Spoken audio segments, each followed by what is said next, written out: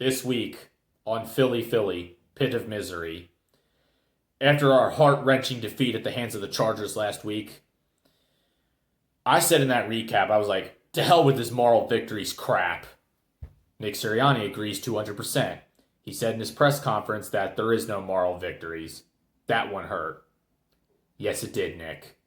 I'll tell you what, he has shown massive amounts of improvement as a coach the past couple weeks. Even in a loss last week, he has shown improvement. On top of destroying the Detroit Lions the week prior, I thought after the loss to the Raiders and him admitting to not watching any defensive tape that he was the worst coach in the NFL. But he has stepped it up big time. He credits part of this to bringing quarterbacks coach Brian Johnson down from the coaching box onto the sidelines to help Jalen Hurts out. And I'll tell you what, that has definitely paid dividends. Also, establishing the running game with Boston Scott and activating Jordan Howard from the practice squad with Miles Sanders out. And they have been absolutely beastly on the ground. I wouldn't mind if our running game stuck with Boston Scott and Jordan Howard. I think we're just fine with those guys. I'm really liking what I'm seeing on the offensive side of the ball. But on the other side of the ball, I wanted to choke Jonathan Gannon after last week. Here's an interesting stat. After that game, it was recorded that he allowed a staggering 75.5 completion percentage from opposing quarterbacks, the most in the NFL. And if he finishes with that number, it will be the most in NFL history. The current record, I believe, is around like 71.7 or 71.8%, something around that. And it was also said that they're the only team in the NFL or something like that with multiple games without a sack. This plays in large part due to the fact that we don't really have the talent at linebacking core. I think we know who we got to thank for that. As well as playing these guys so goddamn soft and having no goddamn pass rush. And it's just easy pitch and catch all game long. I mean, it's never easier for a quarterback ever. It's so fucking frustrating, it's not even funny. Now, during the course of the week, Darius Slay and Devontae Smith were joking around about switching sides of the ball of Smitty covering Slay, and they're just having fun. They're just joking around. Fletcher Cox kind of joins in and says, I got my money on Smitty. One disgruntled fan lashed out at Fletcher Cox and basically called out his lack of execution on defense and not playing up to his contract, which is more or less true. I mean, although the common defense of Fletcher Cox, all pun intended, was that he was making an impact despite not being able to get on the stat sheet. Fletcher Cox responds to this guy by taking a page out of the Jalen Reagor playbook, threatening physical violence. Funny thing is, he did not receive much backlash at all from this, because most people took Fletcher's side on this because that man pretty much had it coming. Even Darius Slay joined in and had something to say about it. But nobody went after them for it because the guy who lashed out at Fletch kind of had it coming. So going into this game, Denver will be without both their coordinators, Pat Shurmur and Joe Woods. Denver fans don't really like them that much anyway. So going into this, we start out with the ball and we move down the field, business as usual, but unfortunately all we end up with is a field goal, and the defense actually forces a stop. Holy crap, we actually forced a goddamn punt. Whatever. I don't know what to say. Took their asses long enough.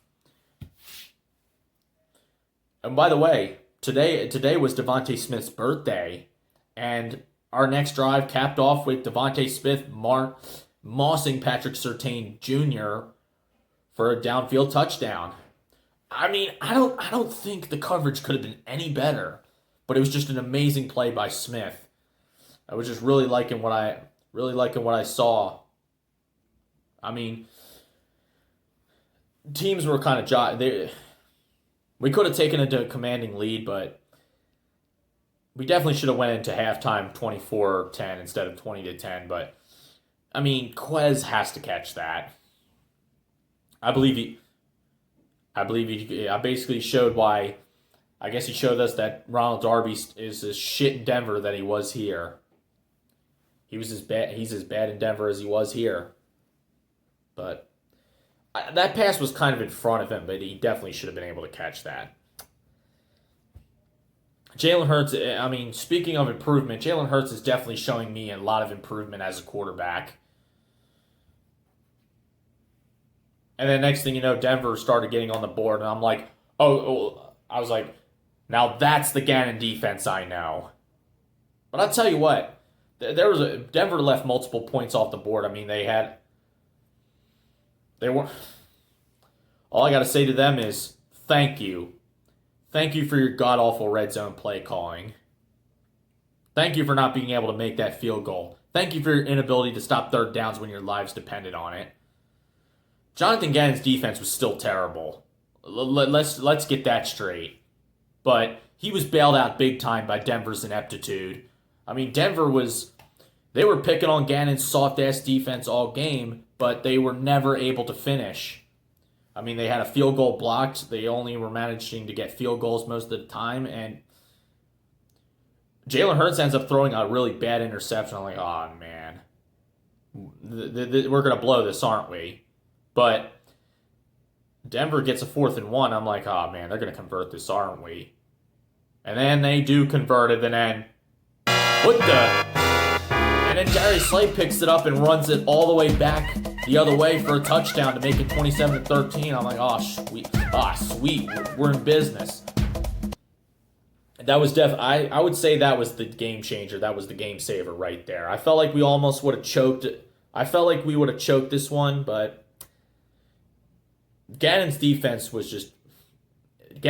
still pissed me off today, but Denver just could not take advantage. They could not finish plays. And we make it happen. We get the W. Pretty happy. But next week against the Saints, I don't know. I don't think it's going to be really all that easy. I'm pretty sure Trevor Siemian is still the quarterback. We should be able to handle him, but we still can't. We still are not able to win at home. All of our wins today came on the road, but we shall see what happens. Devontae Smith finished today with 2 touchdowns. I'll tell you what, that's a hell of a birthday gift. I mean, I would post a little highlight video of him, but he didn't really get the ball that many times, so I'm not really able to do that. The only highlight video I ever posted was how bad one of our O-linemen was last year, but we'll see. Although, despite a bad throw, Jalen Hurts has definitely shown me that he can be a good quarterback. But the thing is, he's got to keep it up. He's got to keep this momentum going. He's got to keep it consistent. And I think another thing that played a hand that I forgot to mention earlier was Howie Roseman was spotted scouting other quarterbacks from these obscure colleges. I'm like, it's like, what the fuck? I guess what we're seeing from Hurts is, and I took that personally moment, and hopefully we see more of that in the coming weeks. Anyway, good fucking shit today. Team did exactly what they needed to do. They found a way to win, and they made it more than convincing, and I could not be happier. Yeah, there were a few things we could have done more, but so could have Denver.